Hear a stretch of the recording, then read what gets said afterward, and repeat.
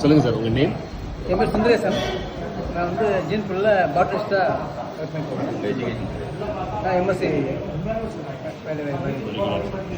அது வந்து என்ன பார்த்தீங்கன்னா, நான் வந்து 95 ஜாயின் பண்ணேன்.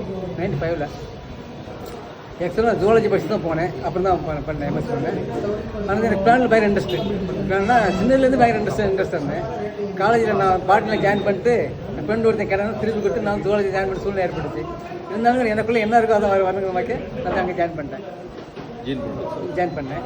அப்புறம் வந்து ஜீன் புல் எனக்கு என்னென்னா, அப்போயே நான் அது இந்த லோக்கல் இருந்தனால எனக்கு அந்த ரொம்ப பிடிக்கும். உருவாக்கப்படி எப்படின்னு கேட்டிங்கன்னா, அதாவது gene pool mean the different species of plants collection from various places and conserve in particular place, particular in rare endangered extinct plants. அதுக்காக தான் பண்ணுறது. இப்போ இதை வந்து நம்ம எப்படி ஃபாலோ பண்ணுறோம்னு பார்த்தீங்கன்னா, அதாவது ஹெர்பேரியம் த்ரூ த ஹெர்பேரியம், அதாவது பிளான்டோட பார்ட் வந்து நம்ம ஏன் இந்த இடத்த சூஸ் பண்ணாங்க, ரீசன் அதுக்கு என்ன காரணம் கேட்டால், வெஸ்டர்ன் கேஸ்ட் இருக்கக்கூடிய 1450 ஸ்பீஸில் நியர் 1000 ஸ்பீஸ் இங்கே இருக்குது. அதான் காரணம். இதில் வந்து பார்த்தீங்கன்னா ஆளுக்கு ஃபங்கை, பிரியோபேட், டேட்டோபேட், ஜிம்னோஸ்பம், ஏஞ்சஸ்பம் எல்லா பிளானையும் ஒன்றா பார்க்கலாம். பயோடைவர்சிட்டியில் வந்து அவ்வளோ பிளானையும் நம்ம ஒன்றா பார்க்கலாம். நான் இப்போ டெக் டெர்மினல் வந்து இந்த அதில் சஞ்சீவினி மலைங்கிறத விட அங்கே ஆக்சுவலாக இருந்தது வந்து grassland and sholas. But that micro climate helps to bring all the plants here. That it's like a ரொம்ப simple சொல்லுங்க, it's like a refrigerator where you can keep everything in a safe place. So the government opted that. Favorable climate, soil and moisture in biodiversity it is called microclimate. இப்போ நம்ம என்னன்னா எர்பேரியம் collect பண்ணுவோம் sir. எர்பேரியம் collect பண்ணுறோம். எர்பேரியம் கீயாவது plant சொல்லுவாங்க. எர்பேரியம் கீயாவது plant. ஏன்னா plant தான் அந்த எர்பேரியம் வந்து இந்த பிளான்ட்டை பற்றி ஃபுல் டீட்டெயில் சொல்ல முடியும். எர்பேரியம் தான்.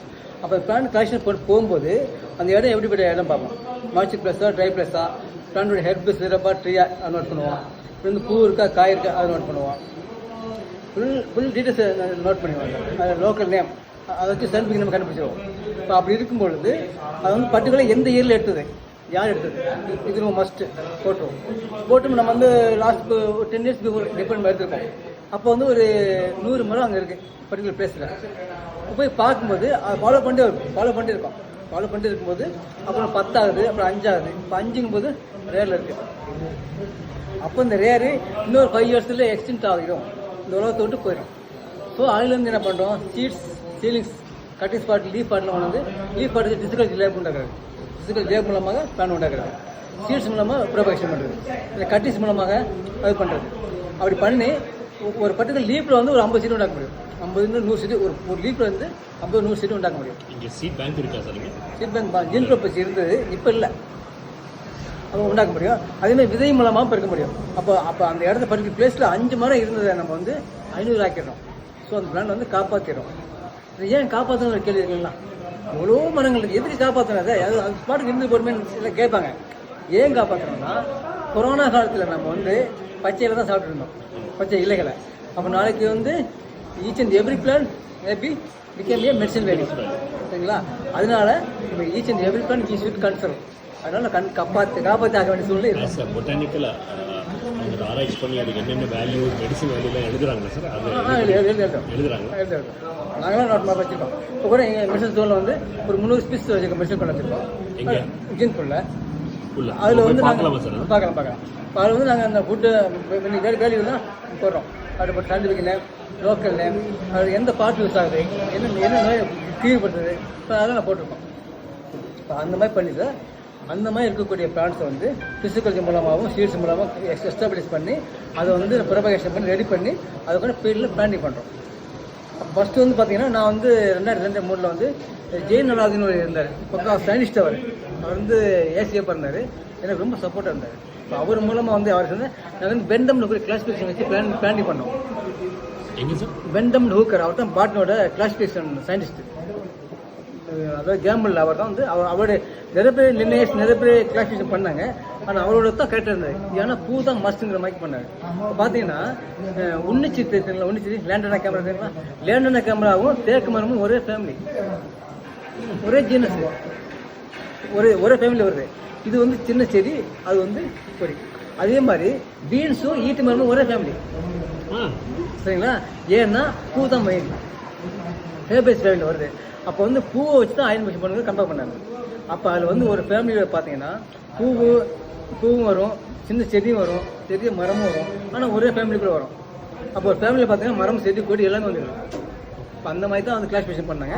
அதான் ஃபைனலைஸ் ஆச்சு அவர் பண்ணது தான்.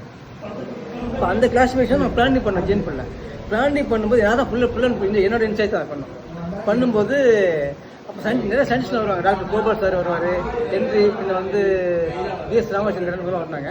வந்திருக்கும் போது என்னன்னா, அப்போ நம்ம வந்து பிளானிங் பண்ணுறாங்க. நம்ம தான் வந்து ரோட்டில் தான் ஒரு 100 மீட்டர் லென்த்து கட்டணும். பின்ன ஒவ்வொரு ஃபேமிலி எவ்வளோ பிளான் இருக்கோ அது தகுந்த மாதிரி ஏரியா அகலப்படுத்திக்கிட்டோம். அப்படி பண்ணிட்டு போகும்போது அப்போ நான் தான் பிளானிங் பண்ணுறது ஃபுல்லாக இன்சைட் நான் தான் பண்ணும்போது அங்கே நேச்சுரல் விதை வந்து முளைக்குது பார்த்தீங்களா, அது டிஸ்டர்ப் ஆனிச்சு. இப்போ நான் வந்து அவங்களுக்கு சொன்னேன், டிஸ்டர்ப் ஓகே வேணான்ட்டாங்க. நாங்கள் இதை பற்றி யோசிக்கவே இல்லை, வேணாம் ஸ்டாப் பண்ணிடலான்ட்டு. அதுக்கப்புறம் வந்து இன்ஸ்டியூட் கன்சர்வேஷன் சொல்லிட்டு ஒரு ரேட்டில் இன்ஸ்டியூட் கன்சர்வேஷன், எக்ஸ்டியூட் கன்சர்வேஷன். இப்போ நீங்கள் கேட்குறது எக்ஸ்டியூட் தான் கேட்குறீங்க, இங்கே உள்ள பிளான் உங்கள் ஊரில் வச்சு அப்படின்னு கேட்குறீங்க. இன்ஸ்டியூட்டுங்கிறது இங்கே இருக்கக்கூடிய தவறுகளை எடுத்து இங்கே வைக்கிறது, அதை ஃபாலோ பண்ணாங்க. அப்புறம் வந்து ரிசர்ச்சில் வந்து டெரிட்டரியல் கண்ட்ரிக்கு கோச் புல்லு டிஎஃப் ஒன்றில் வந்துச்சு. இப்போ அது விட்டாங்க, ஒரு 2 இயர்ஸ் விட்டதுக்கு பிறகு தீபக் பல்ஜி டிஎஃப் வந்தார். இப்போ அப்போ வந்து ஹெட்டுக்குள்ள பணம் வந்துருந்துச்சு, இன்ஸ்டியூட் கன்சர்வேஷன் அமௌண்ட் வந்தது. இது என்ன பண்ணு அவங்களுக்கு தெரியல. நான் என்ன தான் கூப்பிட்டுருந்தாங்க, நான் டிஎஃப் பற்றி எக்ஸ்பிரிமெண்ட் காட்டுறேன். சின்ன சோலை இருக்குது, சோலை சுற்றி வந்து பிளானிங் பண்ணலாம். சார் வந்து ஃபஸ்ட் இயர் வந்து நாங்கள் சீலிங்ஸ் எங்கே வாங்கலை, அங்கேருந்து கையில் பறிச்சு எடுத்து நோண்டி எடுத்து ஒரு 25 மீட்ரு சோலையை விட்டு வெளியில் 25 சரௌண்டிங்கில் ஃபுல்லாக பிளானிங் பண்ணோம். நெக்ஸ்ட் இயர் 50 மீட்ரு, அப்போ அடுத்தது 80 மீட்ரு சோலையிலேருந்து போட் கொண்டு வந்துட்டோம். இன்றைக்கி வந்து இந்தியாவில் நம்பர் 1 மேன்மேட் ஃபாஸ்ட்டாக இருக்குது. சர்வைவல் ரேட் எப்படி பக்காவாக இருக்குது. ஏன்னா இன்ஸ்டியூட் இங்கே உள்ளது அது, அதனால பக்காவாக இருக்குது, எல்லாமே வந்துருச்சு. அது மட்டும் இல்லாமல் அது விதைவிலேருந்து நாங்கள் 2002-2003 பண்ணது. ஸோ பார்த்தீங்கன்னா ஏற்கனவே 20 இயர்ஸ் பக்கம் ஆச்சுங்களா. இப்போ வந்து பார்த்தா பெரிய சோலையாச்சு, உள்ளே போக முடியாது.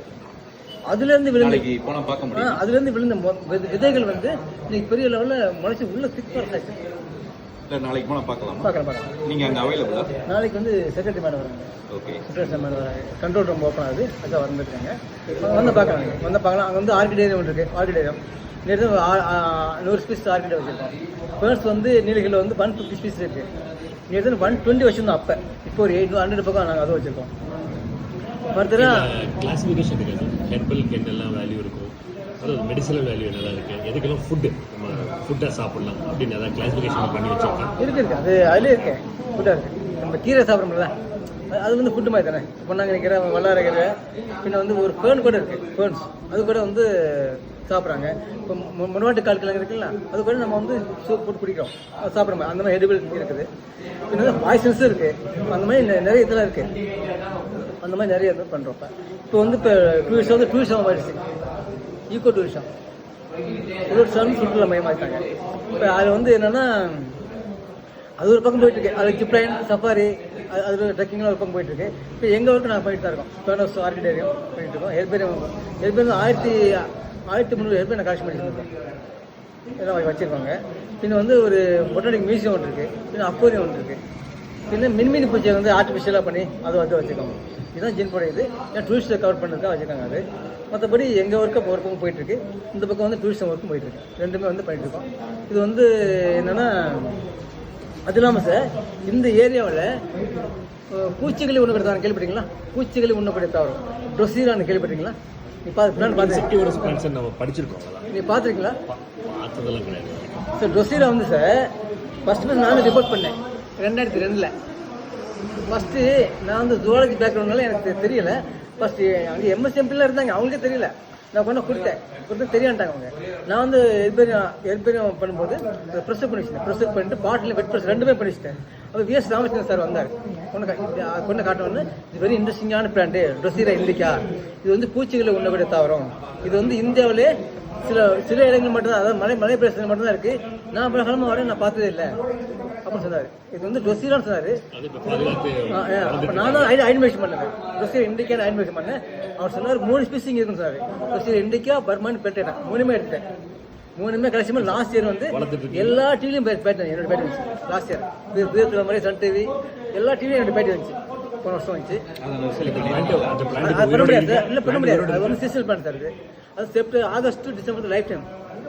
இப்போ டொசீரா பெல்டடாங்கிற பிளான் வந்து பார்த்தீங்கன்னா புல்வெளிகள் மட்டும்தான் இருக்கும், ஈரமான கற்கள் ஈரம் பகுதியில் மட்டும்தான் இருக்கும். சரிங்களா? அதில் வந்து பார்த்தீங்கன்னா அந்த கை விரல் மாய்க்கு தூரி மாய்க்கு இருக்கும். அதில் வந்து டொசீங்கிற லிக்விட் ஒன்று இருக்குது. அது வந்து மைனூட் இன்செக்ட் உட்காரும்போது சுற்றி பிடிச்சிடும். அது ஒன்றுங்களா. இன்னொன்று வந்து இப்படி இருக்கும், அதில் பார்த்தீங்கன்னா ஃபுல்லாக ஹேர்ஸ் இருக்கும், இப்படி ஹேர்ஸ் இருக்கும். அதுலேயும் அந்த லிக்விட் பசமாக்கி இருக்கும், பூச்சி ஒன்று இப்படி சுற்றி பிடிச்சிடும். இன்னொன்று தாமரை மாக்கி இப்படி கீழே இருக்கும், வங்கித்தட்டில் ஓட்டி இருக்கும். அப்போ பார்க்கலாம், வங்கித்தட்டில் ஓட்டி இருக்கும், மொத்தம் அப்படி முடியும். பூச்சிலாம் இருக்குது, நான் போட்ட காட்டுறேன். இப்போ அந்த மாதிரி வந்து 3 விதமான டார்க்குமே நான் தான் இங்கே ரிப்போர்ட் பண்ணேன் முதல். அதுக்கப்புறம் தான் வந்து எல்லாமே வந்து மற்றவங்களும் வந்து டொசீரா இங்கே இருக்கு போடுவாங்க, டொசீரா பண்ண மாட்டாங்க, பூச்சி ஒன்று இருக்குன்னு போடுவாங்க. ஆனால் ஃபர்ஸ்ட் நான் தான் அதோட டிஸ்கவர் நான் தான் அதை பண்ணேன். அப்போ அந்த மாதிரி ரொம்ப யூனிக்கான இருக்குது. பின்ன வந்து ஆக்டினோடெப்பில் லெனேட்டா அப்படிங்கிற பிளான்ட் ரொம்ப ரேர், ஒரே ஒரு மரம் தான் இருக்குது, அதை நான் கண்டுபிடிச்சிருக்கேன் நிறைய. ஓபியரஸா பார்னஸ் ஆக்டினோடெப்பில் லெனேட்டா மஞ்சப்பட்டை ஆக்டினோடெப்பில் செல்சினா காமனாக இருக்குது. அதோட சின்ன சின்ன லீப்பாக இருக்குது. அந்த மஞ்சப்பட்டையை ரிவைவ் பண்ணுறதுக்கு ஏதாவது பிளான் வச்சுருக்கீங்களா? அதை மீட்டு உருவாக்கம் பண்ணுறது, ஏன்னா ஒரே மரம் தான் இருக்குங்கிறீங்க. மஞ்சள் பண்ணிங்களா? அது இருக்குது. நாங்கள் டிஸ்கல்ச்சர் பண்ணாங்க, அது கரெக்டாக வரல. நாங்களும் வந்து கட்டிஷன் மட்டும் வரல, ரொம்ப ட்ரை பண்ணி பார்த்தோம், வரல. அது வேறு ஏதாவது மெத்தடில் பண்ணணும், அப்படியே விட்டாச்சு முடியும், டிஸ்கல்ச்சர் விட்டாச்சு முடியும். இப்போ அந்த மாதிரி இதாக இருக்குது. ஓபியரஸா பார்னஸ்னு ஒரு எக்ஸ்டெண்ட் பிளான்ட் இல்லைன்ட்டாங்க, அதனால் எடுத்தாங்க. அந்த மாதிரி ரொம்ப நமக்கு அந்த மாதிரி யூனிக்கான விஷயம் நான் பண்ணுவேன், அந்த மாதிரி தான் பண்ணிட்டு இருந்தேன். இப்போ வந்து நிறைய ஒரு 22 ரொம்ப ரொம்ப வேல்யூபிள் மெடிசனல் வேல்யூ உள்ள ரேர் பிளான்ட்ஸ் லிஸ்ட்டு வாங்கி அப்போ இப்போ பண்ணிகிட்டு இருக்கேன். இப்போ ஒரு 5-6 பீஸ் ஐநூறு பண்ணிச்சிருக்கேன். இப்போ இந்த நெக்ஸ்ட் வீக்லேருந்து ஸ்டார்ட் பண்ணி அதுக்கு வந்து தனியாக வந்து RED வந்து கொஞ்சம் வைக்கணும்.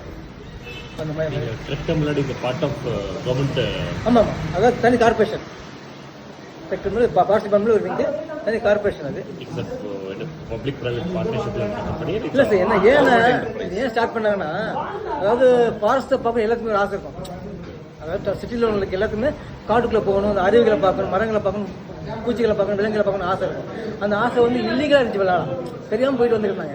இப்போ இல்லை எலிபென்ட்டுடைய ரொம்ப அட்டாக்லாம் இருக்கனால அதை வந்து கவர்மெண்ட் முறைப்படுத்துங்கிறதுக்காக வேண்டி போன ஜூனில் ஸ்டார்ட் பண்ணி டிசம்பர் வரைக்கும் ஒர்க் அவுட் பண்ணி சார்லாம் இதில் ரெக்கமெண்ட் பண்ணி அதெல்லாம் ஒர்க் அவுட் பண்ணி நவம்பர் ஃபர்ஸ்ட் ஸ்டார்ட் பண்ணாங்க. இதில் முக்கிய நோக்கம் என்னென்னு பார்த்தீங்கன்னா, அதாவது எல்லா மக்களுக்குமே வந்து இயற்கையை பற்றி அதில் விளக்கத்தை சொல்லுங்கிறது தான். இப்போ நீங்கள் வரீங்க, நீங்கள் வந்து ஒரு பேங்க்கில் வேலை செய்யுங்க, ஐடியில் வேலை செய்வீங்க, உங்களோடு இருக்கக்கூடிய இந்த இயற்கையை பற்றி உங்களுக்கு தெரியாமலே இருப்பீங்க.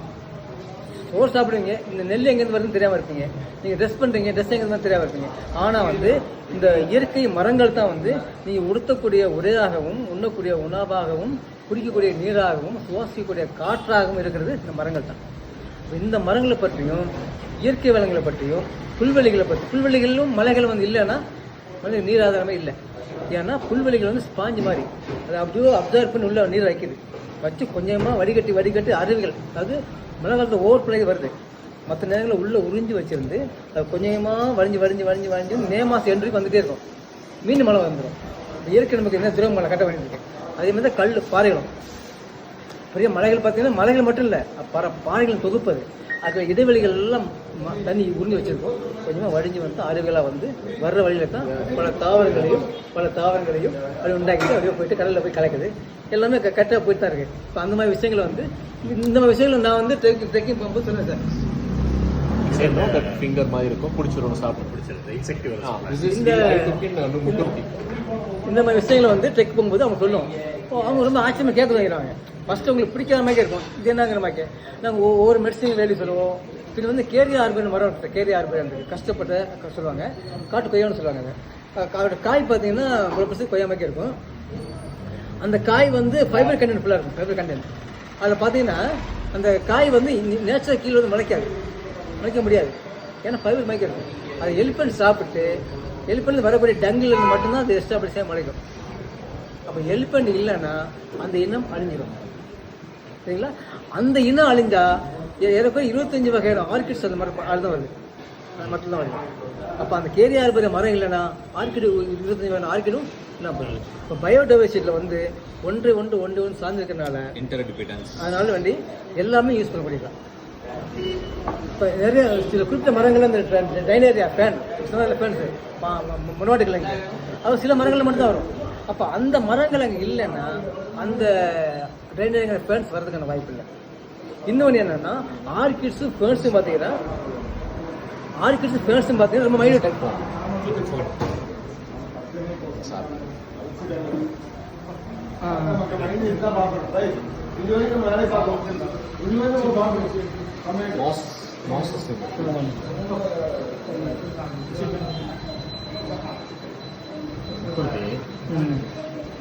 இதாக இருக்கு லைக்